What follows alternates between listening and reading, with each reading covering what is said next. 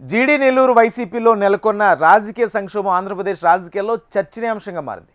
ఒకప్పుడు వైఎస్ కుటుంబానికి నమ్మిన బంటుగా పార్టీకి దశాబ్ద కాలం పాటు సేవలందించిన మాజీ డిప్యూటీ సీఎం కళత్తూరు నారాయణస్వామికి ఇప్పుడు సొంత పార్టీ నుంచే గడ్డు పరిస్థితి ఎదురైందట. తన రాజకీయ వారసురాలుగా స్వయంగా నారాయణస్వామి ప్రకటించిన కూతురు నాయకత్వంపై పార్టీ కేడర్ తీవ్ర అసంతృప్తితో ఉందట. జీడీ నెల్లూరు వైసీపీలో ఉన్నట్లుండి అసమ్మతి తుఫాను రేజనండి. Watch this special story. జీడీ నెల్లూరు వైసీపీలో అసమ్మతి తుఫాన్. మాజీ డిప్యూటీ సీఎం నారాయణస్వామికి షాక్. సొంత నేతల నుంచే సాగనంపేందుకు స్కెచ్. వైసీపీ కుటుంబ వీర విధేయుడిపైనే అసమ్మతి. కుమార్తె కృపాలక్ష్మి నాయకత్వంపై క్యాడర్లో తీవ్ర నిరాశ. రెడ్ల వర్గం నాయకత్వ మార్పు కోసం భూమన వద్దకు ప్రతిపాదన.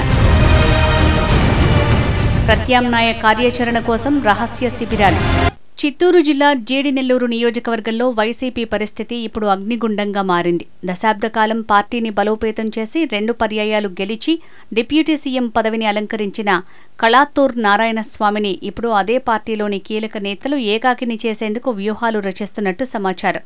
నారాయణస్వామికి పట్టున్న సత్యవేడును వదిలి కేవలం అధినేత జగన్ ఆదేశాలతో జీడీ నెల్లూరుకు వచ్చారు నారాయణస్వామి. ఇక్కడ మండల నాయకులను కలుపుకొనిపోయి పార్టీని తిరుగులేని శక్తిగా మార్చారు.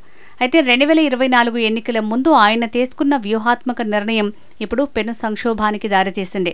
తన కుమార్తె కృపాలక్ష్మిని వారసురాలిగా ప్రకటించి ఆమెను ఎమ్మెల్యే అభ్యర్థిగా నిలబెట్టడం, ఆమె ఓటమి చవిచూడటంతో పరిస్థితి మారింది.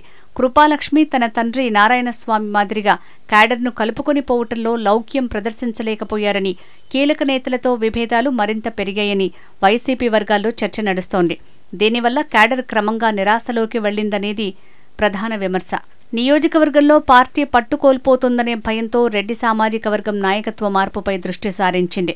దూకుడుగా వ్యవహరిస్తున్న సిట్టింగ్ ఎమ్మెల్యే థామస్ను ఎదుర్కోవాలంటే దృఢమైన నాయకత్వం అవసరమని భావించిన ఈ వర్గం ఉమ్మడి జిల్లా పార్టీ అధ్యక్షుడు కీలక నేత భూమన కరుణాకర్ రెడ్డి దగ్గరకు ప్రతిపాదనను తీసుకువెళ్లినట్టు తెలుస్తోంది. అయితే ప్రస్తుత పరిస్థితుల్లో నాయకత్వ మార్పు సరికాదని భూమన వారికి సర్ది చెప్పే ప్రయత్నం చేసినట్లు సమాచారం. కానీ జిల్లా అధ్యక్షుడి మాటలకు సంతృప్తి చెందని అసమ్మతి నేతలు ఇప్పుడు మండలాల్లో రహస్య శిబిరాలు ఏర్పాటు చేస్తున్నారు. ఈ క్యాంపుల్లోనే జీడీ నెల్లూరు వైసీపీ భవిష్యత్తు కార్యాచరణపై కీలక నిర్ణయాలు తీసుకున్నట్టు తెలుస్తోంది. నారాయణస్వామి తన రాజకీయ చతురతతో ఈ గడ్డు పరిస్థితిని ఎలా ఎదుర్కొంటారు అనేది కీలకంగా మారింది.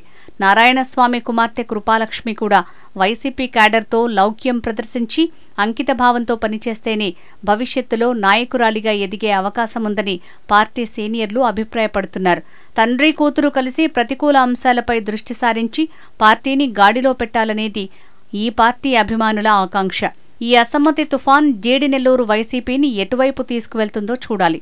వైఎస్ఆర్ కాంగ్రెస్ పార్టీలో అత్యంత కీలక నేతగా పేరున్న నారాయణస్వామికి ఎదురైన ఈ పరిస్థితి పార్టీలో అంతర్గత విభేదాలు ఏ స్థాయికి చేరాయో తెలియజేస్తోంది.